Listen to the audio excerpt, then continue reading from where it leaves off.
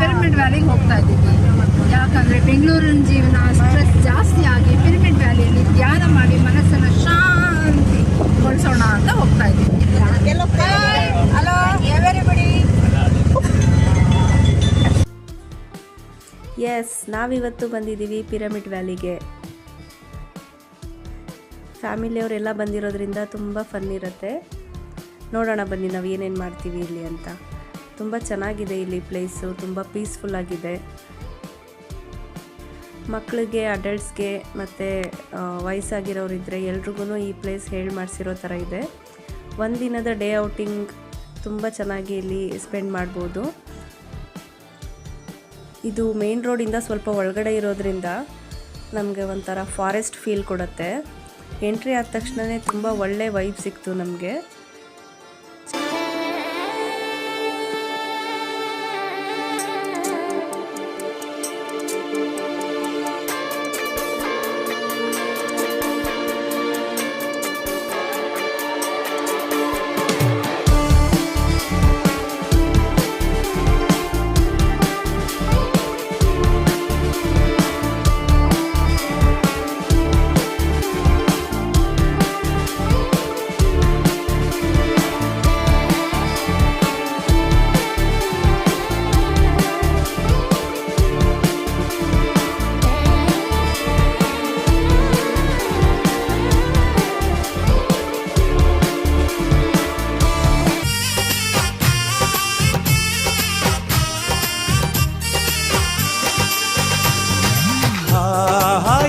ಸಂಭ್ರಮ ಮನೆ ತುಂಬ ಬಂಧು ಬಾಂಧವರೆಲ್ಲ ತುಂಬಿಕೊಂಡಾಗ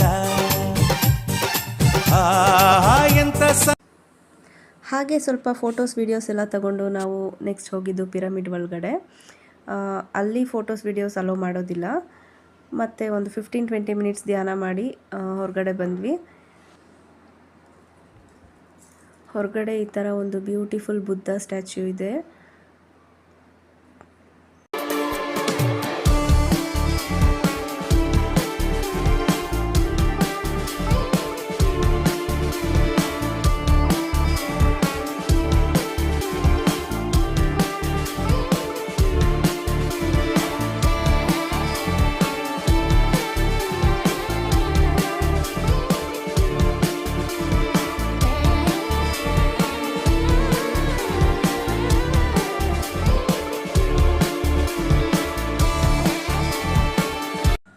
ಮತ್ತು ಇಲ್ಲಿನ ಇನ್ನೊಂದು ಬೆಸ್ಟ್ ಪಾರ್ಟ್ ಅಂದರೆ ಫುಡ್ಡು.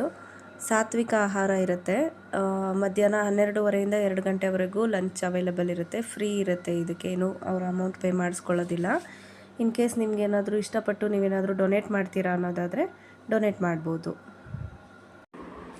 ಊಟದ ಜೊತೆಗೆ ದೇಸಿ ಹಸುವಿನ ಮಜ್ಜಿಗೆ ಕೊಡ್ತಾರೆ, ತುಂಬ ಚೆನ್ನಾಗಿರುತ್ತೆ.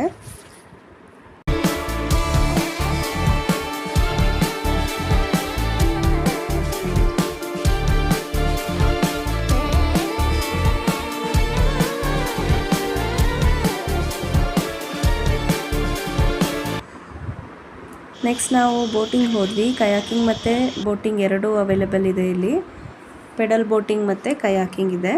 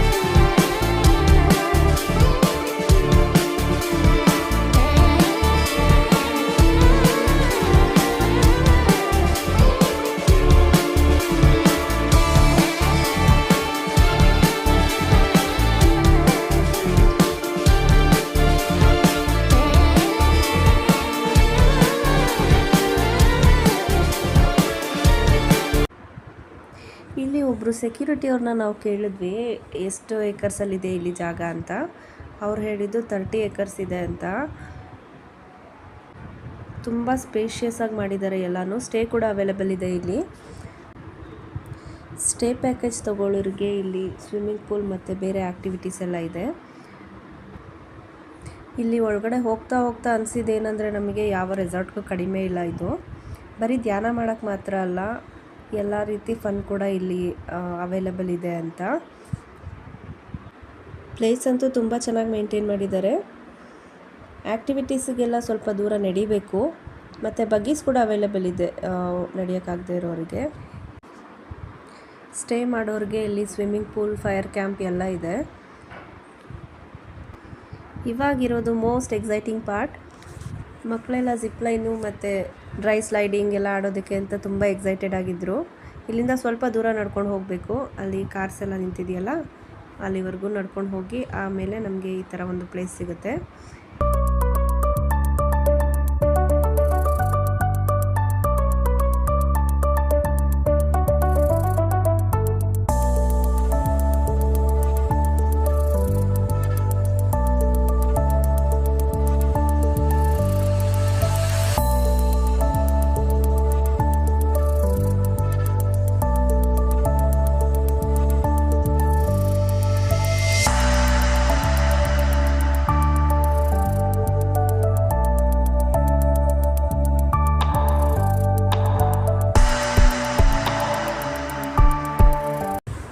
ಇಲ್ಲಿ ಮೋರ್ ದೆನ್ 15 ಆ್ಯಕ್ಟಿವಿಟೀಸ್ ಮತ್ತು ಗೇಮ್ಸ್ ಎಲ್ಲ ಇದೆ.